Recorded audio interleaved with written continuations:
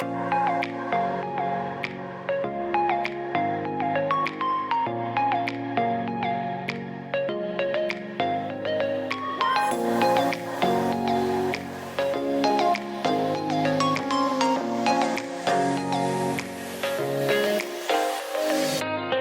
and welcome to the Tarot Talk Show. I'm your host, George Dust of Dust Tarot, and thank you for tuning into episode 1, Why Tarot Matters. In this first episode, I want to set a calm, open tone, one of honesty and depth. This isn't going to be a flashy or gimmicky podcast. It's just you and me having a real conversation. I'm a tarot reader with about 10 years experience on and off, and my style is pretty down to earth. Think of this as two old friends sharing stories over coffee, rather than some hyper-polished infomercial. So get comfortable, maybe take a deep breath with me, in and out, and settle in for our time together. I invite you to listen not just with your ears, but with your intuition too. So why does tarot still matter in our modern world? Tarot cards have been around for centuries, since the 15th century or so. Yet they're still here, still being used and talked about. That's fascinating if you think about it. In the age of AI and smartphones, people are still shuffling these cards with medieval images on them. Why? In this episode, we will explore the questions through the lens of my own journey and the wisdom the cards have given me. I'll share how I first found tarot, what kept me coming back to it over the years, and how eventually it became something I did professionally at psychic fairs. We'll talk about some common misconceptions, like what tarot isn't. Spoiler, it's not about predicting lottery numbers or summoning demons. We'll also delve into a few life lessons the cards have taught me along the way. And towards the end, I'll do a gentle 3-card reading for all of us, a collective reading with some space for you to reflect on what the cards may mean in your life. Through our time together, I'll make space for pauses and reflections. After all, tarot, like life, often speaks in the silence between thoughts. When I prompt for a question or a pause, feel free to actually pause the podcast if you want, or just let the question float in your mind. There's no rush. This isn't about cramming information into a set time. It's about experiencing our time together in a more meaningful, soulful way. So, with our intention set and this cozy space created, let's dive in. First up, I want to share a bit about my personal story, how someone who came to tarot later in life slowly fell in love with it. Grab a cup of tea or settle into your drive and let's talk tarot.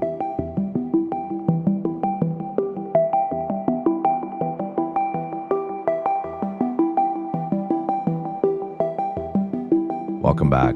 So I want to tell you how I first met the tarot. It's a bit of a different story from the stories you may hear because I didn't discover tarot as a young person. I was well into my adult years.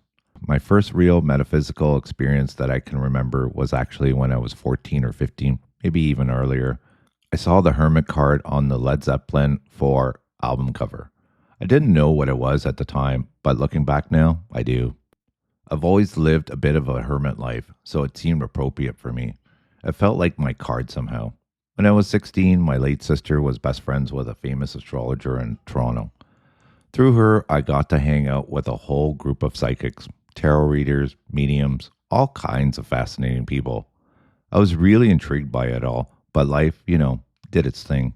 Other priorities took over, and metaphysics took a back seat for many years.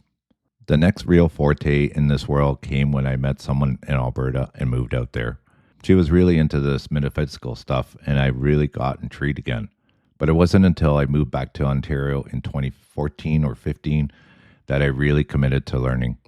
One of the things on my bucket list was to actually take a proper tarot course and dive deeper into it.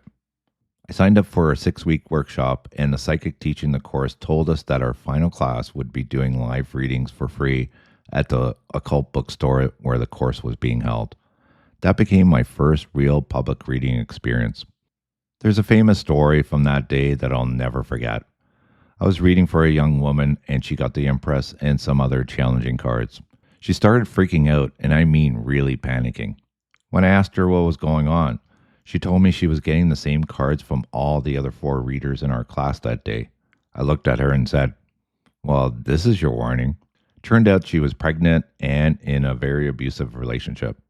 She was trying to figure out if she should leave or not. All five of us readers were essentially telling her the same thing through the cards. Yes, you need to get out. The cards were ununanimous in their message. Surprisingly, my other readings that day went very well.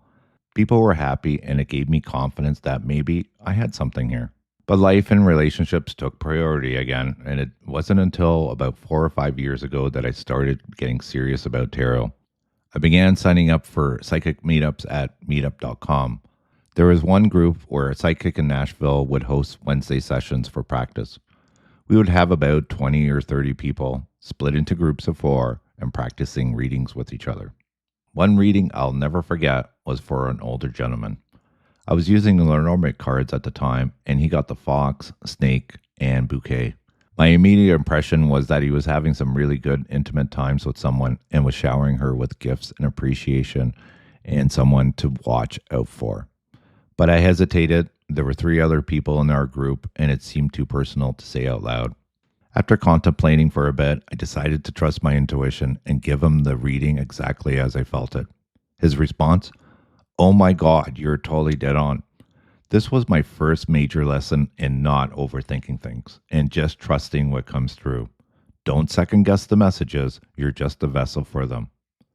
At psychic fairs now, I usually get first time clients and they are constantly amazed about how accurate the cards are. They ask me, how do you know this stuff? And I always tell them, I'm just a vessel. But I realized over the last year or so that I do have genuine intuitive abilities. Looking back, I see these abilities as always there. I used to mix tapes. I was even a DJ at one point. It never occurred to me at the time, but these mixed tapes were actually telling stories. And that's exactly how I approach tarot readings now. When I reveal each card, they create a narrative about the person's situation. Cards tell a story, and I help interpret that story. So that's my journey from a teenager glimpsing the Hermit on an album cover to dabbling into metaphysics through family connections to finally committing to serious study and practice in my 50s. It's been about 10 years on and off, but the last 5 years have been where the real growth happened. In this past year, getting paid for readings at psychic fairs has shown me that this isn't just a hobby anymore. It's become a calling.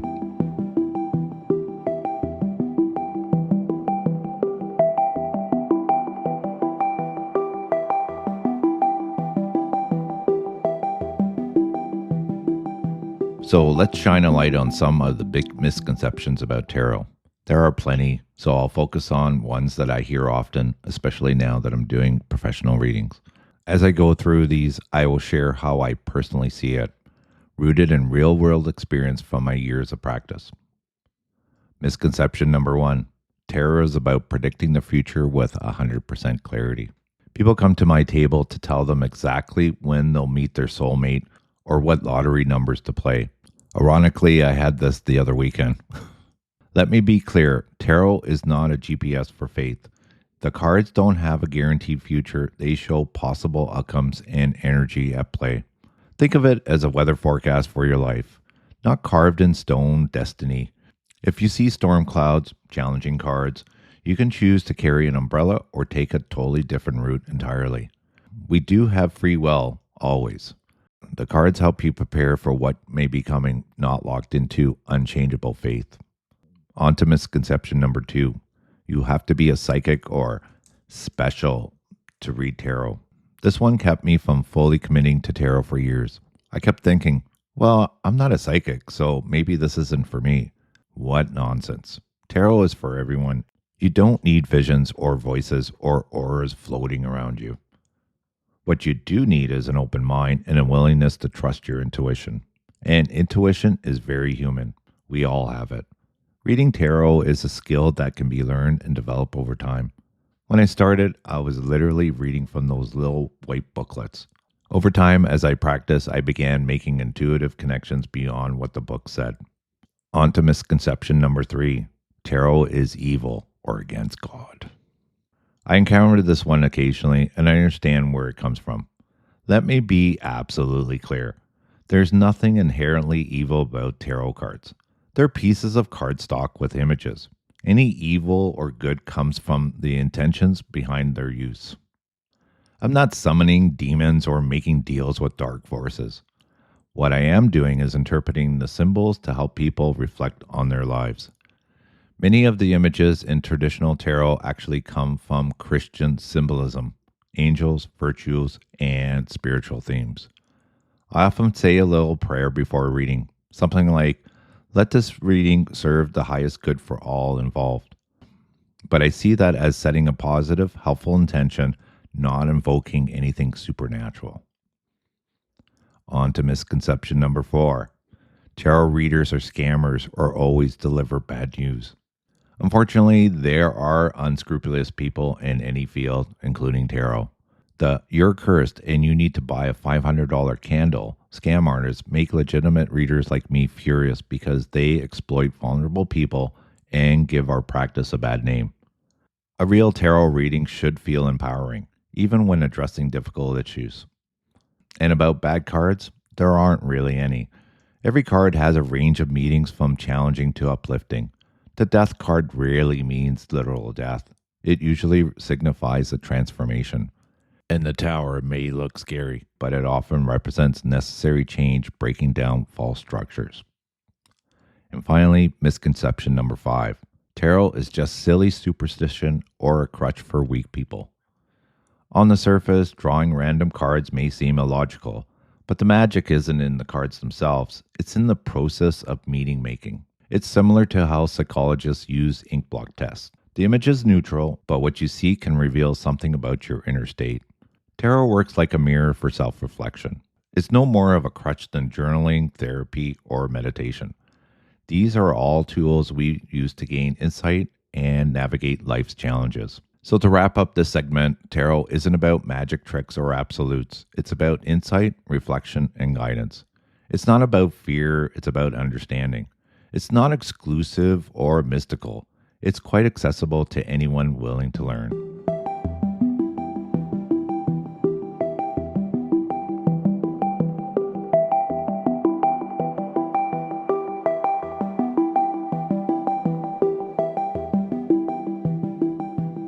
So, what are the life lessons that the cards have taught me? Over my years of working with tarot, both in personal practice and professional readings, certain cards and patterns have served as wise teachers. I like to share a few of those lessons. Wisdom that came not from books, but from real experience with the cards. Lesson number 1. Trust your intuition. Remember that story about the older gentleman and the fox, snake, and bouquet cards? That taught me the most important lesson. Don't overthink, just trust what comes through. I almost didn't give him the reading I was feeling because it seemed too personal or too bold. But when I finally trusted my gut and spoke what I was sensing, he confirmed it completely accurate. That moment taught me that my role isn't to filter or judge the messages, it's to be a clear channel for them. Now, when I'm doing readings at psychic fairs, I've learned to trust those first impressions even when they seem random or unlikely. On to lesson number 2. Everyone has a story worth telling. Working with people at psychic fairs has taught me that every person who sits at my table has a rich, complex story. The cards don't just reveal surface level information. They often connect to deeper emotional truths that people need to hear. I've read for people going through divorces, career changes, health scares, and family conflicts. All of them are major human experiences. What I've learned is that people don't just want predictions. They want validations that their feelings are legitimate and guidance on how to move forward. The cards provide a framework for these important conversations. On to lesson number 3. Patterns reveal themselves over time. After years of reading, I've started noticing that certain cards tend to appear for certain types of situations. It's like the cards have their own language, and I'm becoming more fluent in it. This isn't about memorizing meanings from books. This is about recognizing the archetypal energies that these images represent. For instance, when someone is avoiding a difficult conversation, the cards often reveal that avoidance energy. When someone is ready for a new beginning, you can feel that fresh energy in the spread. Learning to read these patterns has made me a much more effective reader. Lesson number 4, the mirror effect. One of the most profound things I've learned is that tarot often shows what they already know deep down, but aren't ready to admit to themselves. The cards act like a mirror reflecting their own inner wisdom. Sometimes I'll give a reading and a person will say, I was already thinking about that, but I needed to hear it from someone else. The cards have their permission to trust their own instinct. That's incredibly powerful. Finally, lesson number 5, there's always hope. In the most challenging readings, and I've done several difficult ones, there's always a card or message that offers hope or a way forward. The tarot system is built on the idea of cycles and transformation. Even the so-called difficult cards like Death, Tower, or the Ten of Swords ultimately point toward renewal and new beginnings. This has taught me resilience in my own life. When I'm going through tough times, I remember that this is just one chapter in a longer story. The wheel keeps on churning, and change is always possible. Now, I want to invite you to reflect for a moment. Is there a life lesson you feel you keep encountering? Some theme the universe seems to be teaching you? Take a second and consider that. Sometimes recognizing these patterns can help us learn from them more consciously.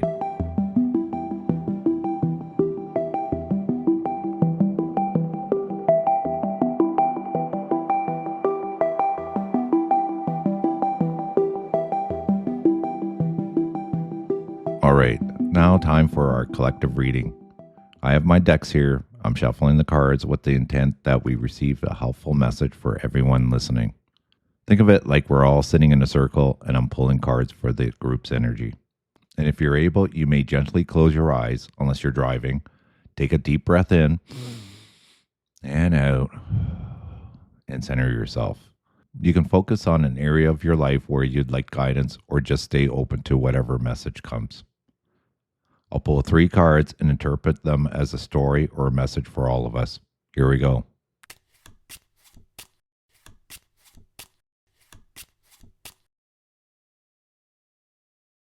So the cards I've drawn are 7 of Cups, the Hermit, and the Ace of Pentacles. Let me describe what I see.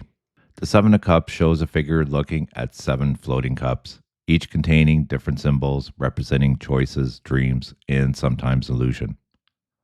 The Hermit shows a wise figure on a mountaintop, holding his lantern, seeking inner truth. And the Ace of Pentacles shows a hand emerging from the clouds, holding a golden pentacle, representing new opportunities, fresh starts in the material world. So the first card, the 7 of Cups, represents overwhelming choices. This card suggests that collectively, many of us are facing a lot of options right now. Maybe it's career paths, relationship decisions, or even just how to spend time more meaningfully. The 7 of Cups can represent feeling overwhelmed by possibilities or sometimes being caught up in fantasies rather than taking action.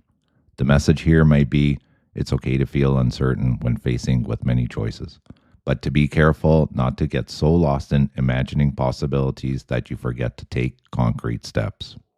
Card number 2 was the Hermit, which represents seeking inner wisdom. After acknowledging the confusion of too many choices, the Hermit suggests the solution: turn inward. This is about finding your own truth, your own values to guide your decisions. The Hermit's lantern only shows a few steps ahead. You don't need to see the whole path, just the next right step. Trust your inner wisdom over external pressures and other people's opinion about what you should do. And finally, the Ace of Pentacles represents new beginnings. This is such a hopeful card to end on. The Ace of Pentacles represents fresh starts, new opportunities, and the seeds of future success. It suggests that if you can navigate through the confusion, 7 of Cups, and connect with your inner wisdom, the Hermit, real opportunities await. This could be a new job, a creative project, a business venture, or simply a new approach to life that brings more abundance and satisfaction. The story of these 3 cards tell together, from confusion comes clarity, from clarity comes opportunity. Don't rush through the decision-making process. Take time to go within and listen to what truly calls to you.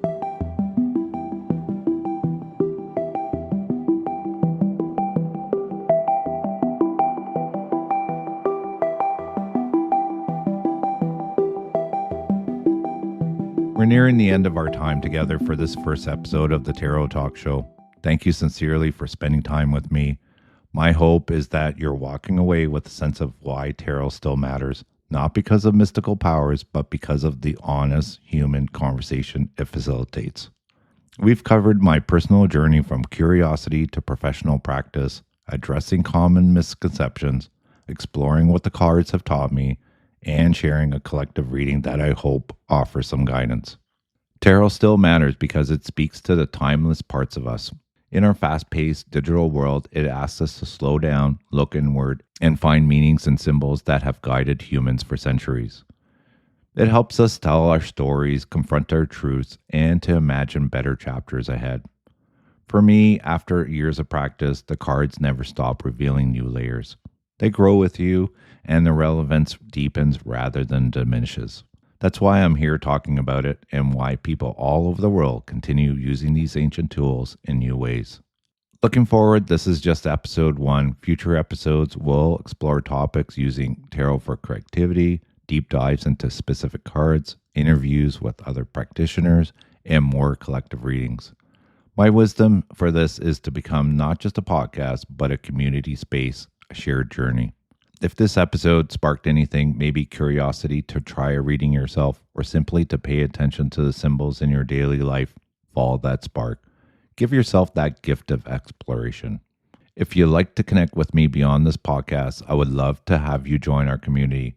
You can find me on social media. I'm on Instagram, YouTube, and TikTok, where I share daily card pulls, tarot tips, and behind the scenes glimpses of life as a reader.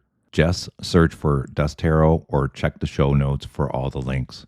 I really enjoy connecting with listeners and hearing about your own tarot journeys. And so don't be shy about reaching out. Before we say goodbye, I'd like to leave you with this thought. Consider something in your life right now that you may have viewed differently after our conversation. Maybe a challenge that you now see as an opportunity for growth, or a practice of taking a few minutes each day to listen to your inner voice. Whatever it is, give yourself permission to carry it forward.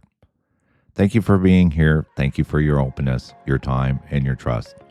I look forward to our next session together. Until then, take care of yourself, stay curious, stay hopeful, and remember, in the grand tarot spread of life, you hold the cards.